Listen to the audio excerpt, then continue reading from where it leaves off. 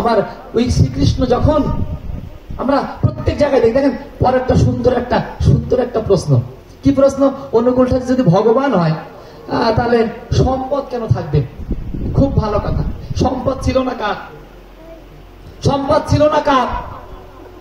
ভক্ত প্রহ্লাদের গল্প জানি, রাজা প্রহ্লাদের গল্প শুনেছেন কখনো?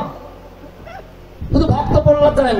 আরে বাবা, হিরণ্যকশিপু মারা যাওয়ার পর রাজা হলো কে? হ্যাঁ, তো শুধু ভক্ত প্রহ্লাদ কি সম্পদহীন ছিল? সম্পদ ছিল। রাজা ছিলেন ভক্ত প্রহ্লাদ। এবং তাই না, ভক্ত প্রহ্লাদের ছেলে বিরোচন প্রচন্ড উদ্ধত্তপূর্ণ ছিল। আর তার বন্ধু সুধম্না ও ধার্মিক ছিল।